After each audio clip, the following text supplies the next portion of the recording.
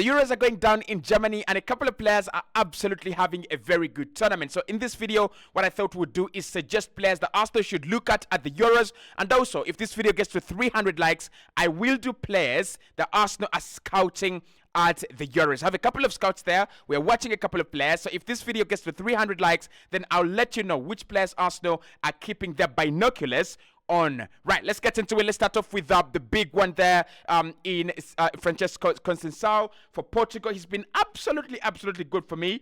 Now he started that game that they lost against Georgia, but he won the game that they played against Czech Republic in the first game at the Euros. A last minute winner, and I thought when he came on, he absolutely made a difference. I think the likes of Cristiano, the likes of Bruno Fernandes in that game were actually superb, but you just need a game changer, and Conceição Francesco was actually a game changer for Portugal. Now for Arsenal, obviously we need someone who can give us a little bit of what Fabio Vieira was supposed to give us, but also someone can bring that creativity that we don't have when Odegaard is not in the team. Now what I like about Conceição again is he's kind of this hybrid number 10s, scores a lot of goals, loves to get on himself on the score sheet, and he would love to create as well. So if you brought him in, you could have the luxury of letting go of Emile Smith-Rowe, letting go of Fabio Vieira, and keeping one player that can give you both of both of those players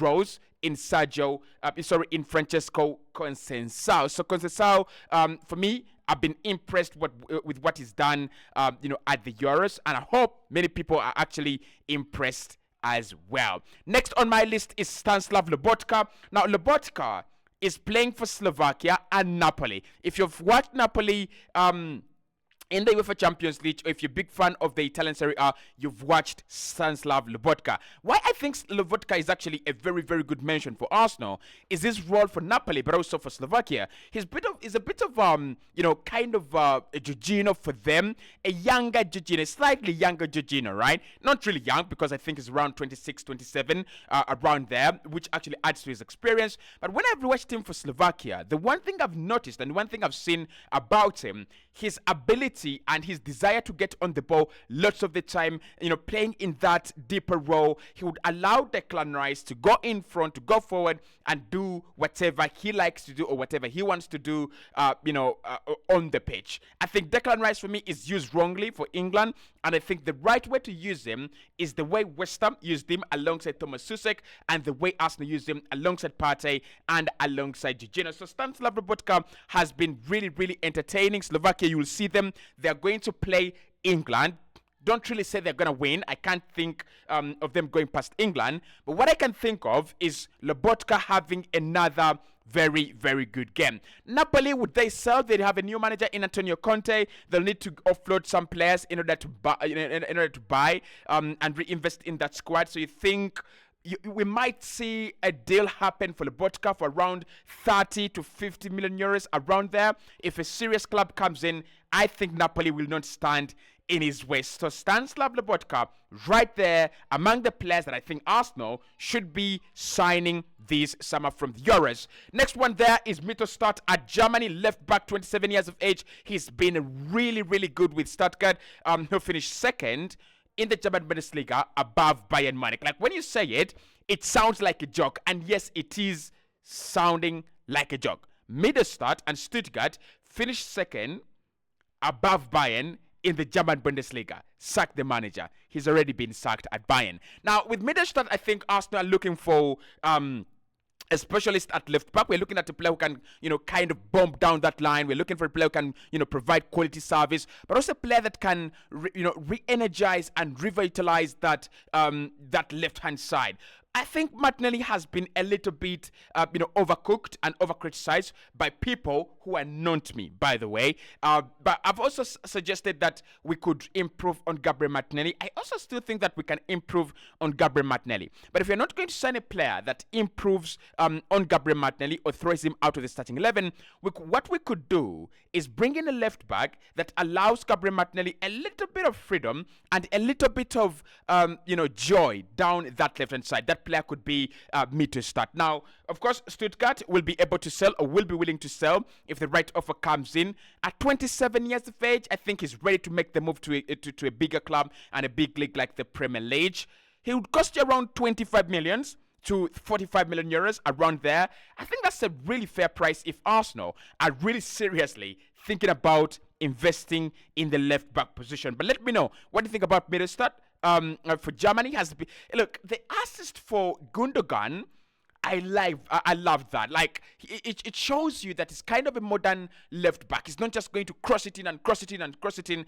At times he's going to find that pace and peace, and then just lay it off for a player who's in space, and that's what he did for Ilkay Gundogan when they're playing Hungary, and they buried the game right away. Right, so the next one there on my list is definitely one player that you have been expecting. That is Johan Bakayoko. Johan Bakayoko for Belgium has not been really electric. Actually, Bakayoko is not one of the players that are starting for Belgium. When you think about the likes of the likes of Trossard, when you think about the likes of Jeremy Doku starting ahead of him, and even players that you thought wouldn't really be starting ahead of him, like like Carrasco, given the fact that he has had a very good season with PSV, are starting ahead of him. But what is the point? Why have I brought him? Despite the fact that he's not having a very good Euros. The Euros tax doesn't work on this guy, and that is the reason Arsenal should sign Johan Bakayoko. If you don't get him now, you're not going to get him for cheap later. Now, of course, PSV are saying that if you're gonna get him, you're gonna have to pay around 20. Did I say 20? 45 to 60 million euros. That is a bit of a fair price in my opinion, but I think it can come down. I think it will be moving for around 42, 43 million pounds, million euros, around there. And for me, there is a talent there. There's a very good player there, very similar to Bukayo Saka, does a lot of what Saka does. And if Arsenal are looking to strengthen on the right-hand side, this guy is a very big opportunity on the market right now. Now to the favorites, Spain. Who do we get from Spain? Fabian Ruiz is a player that we have been watching, and he's been absolutely tearing it up at the Euros. He's been absolutely phenomenal. And the Athletic told us that Arsenal cannot find a number 8 they can sign this summer. Keep quiet right now, and lay low like an envelope. Now, with him, Fabian Ruiz, 28, he's got a couple of players ahead of him at PSG, and I think he'll be looking to move on. You've got Zaire Emery ahead of him. You've got players like Vitinha ahead of him at PSG. So I think with Fabian Ruiz, he's going to look for a club where he can be important, right? And not important in terms of starting every single game, but important in terms of being that inner bracket that the manager thinks about, and the manager, is always constantly juggling in and out of the starting 11. I think if he comes into Arsenal in that number 8 role, he would provide us with something very different, especially in games where Arsenal can absolutely have control. So you can have Declan Rice playing at the bottom of the midfield, with Fabian Ruiz and Martin Odegaard being that creative too. We have seen it work with Spain, with Del Fuente playing him and Pedri. Pedri has actually been played slightly above Fabian Ruiz. So Fabian Ruiz kind of the box to box, with Rodri being that kind of giant wall behind them, and Pedri playing the number 10, creating. Can you imagine Pedri playing in the number 10? Like at the World Cup, he played for us at the at the heart of the midfield in that metronome role, and it was absolutely very good. But right now he's playing in that 10. Fabian Ruiz is actually pulling the strings, and things are working out for Spain. So for me, Arsenal, this one is definitely one to think about. If you can get Fabian Ruiz, the player we wanted before he moved to PSG from Napoli. If you can get him, that would be a very good signing. But I'm not saying he's the only guy that Arsenal should be looking at in midfield. That would be kind of, unfair. The other player that Arsenal should be looking at in midfield at these Euros is Reinders at the Netherlands. Guys, how did he end up at AC Milan? Can someone explain to us how Reinders is playing for AC Milan? And I'm a big fan of AC Milan. I'm a big fan of them. But how is he playing at the San Siro? This guy is unreal. Obviously, Milan did get him during that period where they were kind of rebuilding their squad. They're getting in the likes of Joshua Zaxi, if they could get him, the likes of Reinders, the likes of Noah Okafo, the likes of I think Yusuf from the United States, and a couple of other players. So that is where they got him during that period where they were just collecting talent. But I can bet my money, all my money on this one. This guy will not be at AC Milan for long. Reinders is an absolute joke of a midfielder. And of course, without them having Frankie de Jong, they've got to have a player that has qualities of Frankie de Jong. Can carry the ball, can pass the ball, can create, can win the ball back, can do a little bit of everything. But he's just like an engine. Like when I watch him, he reminds me of Yaya Toure. He's kind of a smaller Yaya Toure because he's not that big, huge. But he reminds me of Yaya Toure. Like he's so confident on the ball. He's so visionary. He just doesn't care who's there. He just doesn't care who is going against. He just drives. He just enjoys it. Just enjoy it. So, Reinders, Arsenal, if you're looking for a number 8, this is a guy that you should look at. And they said they're not 8s on the market. Next one there is Adrian Rabiot. Rabiot is a player that I've liked since Arsene Wenger days. And yes, I mentioned him in another transfer window. I'm sorry. I'm so sorry. But of course, these days he's linked more to Manchester United than he is to Arsenal. And I'm not saying that he's linked with Arsenal. I'm saying that if you look at the Euros right now, he is a player you would get. Now, again, he's another player that is not 100% lighting it up the Euros, because the players that are lighting up the Euros for France are N'Golo Conte, William Saliba, and absolutely no one else. Definitely. Like, they've scored one goal, and it was a penalty. Like, how did the best nation, how did the favorites of the tournament get out of the group stages without scoring a goal in open play? That is a documentary someone needs to make. But the interesting part about this guy is that he's an all-round midfielder, physically, technically, his footballing IQ, and he's getting better and better as he grows. He's around 28, 29 right now. This guy never grows. Like, he was around 25 when Arsene Wenger wanted him. Then Wenger goes, Unai Emery comes in, Mikel Arteta comes in, and he's still 28. I don't know how he does it, right? So we need to check his passports. But with Adrian Rabiot, what Arsenal would get is a player like Toni Kroos, a player like Jorginho probably, a player like, maybe Kimmich if we don't get him. A guy that is really happy to be on the ball 100 times in a game or 200 times in a game. And with Arsenal being so dominant, Adrian Rabiot would be such a very good signing. Imagine having this guy's physicality, which is really underrated and goes under the radar, in that midfield, just alongside Declan Rice, but he's superior than Declan Rice in terms of, carrying the ball, passing the ball, breaking through the lines, creating. So I love Fabian. I love Adrian Rabiot. I really, really do, and I hope that one day he plays for Arsenal. But let's wait see and see if Arsenal would go for him, or if Juventus would actually go and try to get him.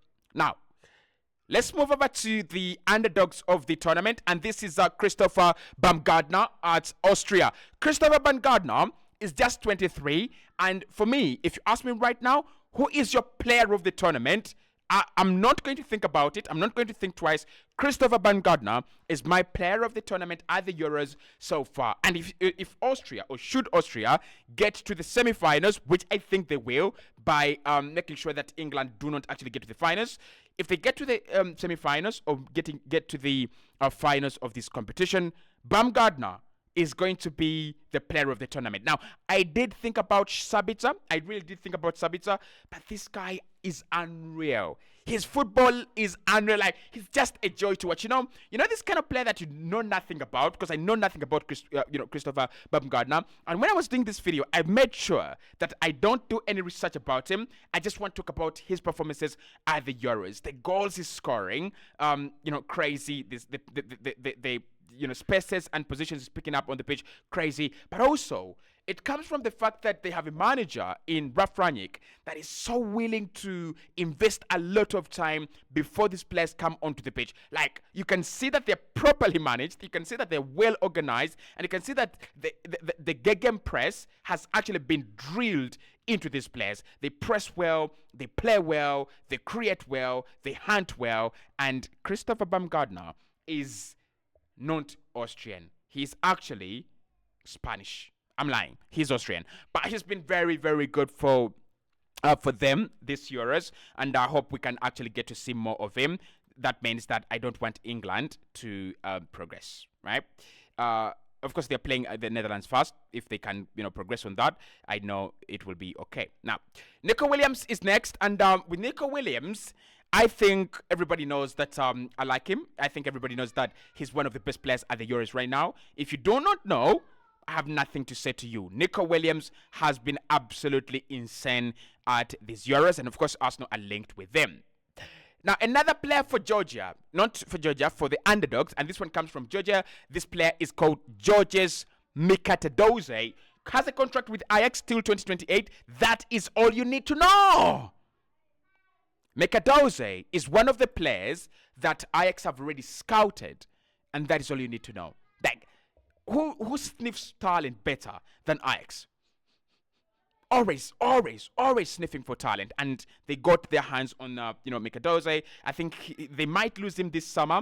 He's playing in France right now. They might actually lose him, but Mikatadoze for Georgia, he's the reason why they progressed to the round of 16 with Kvaratskhelia, of course. I know many people are going to really be on my back, obviously, with Mamadashvili. Xavi Simons, again, one of the players that I think has been really good, deserves his flowers. I think Arsenal will not get him. He's going to go to Bayern, but Arsenal should watch him closely. If a deal to Bayern doesn't happen and to RB Leipzig, we should be doing him. Magehi for England. Yeah, I was always going to point out to an English player. Magehi to England, from England, he has been outstanding. And Arsenal need a left-sided centre-back who can play as left-back. Magehi could actually do that. And finally, Ricardo Calafiore. I wasn't going to miss him, was I? I was never going to miss him. So Ricardo Calafiore is another player that I think at these Euros, Arsenal need to look at.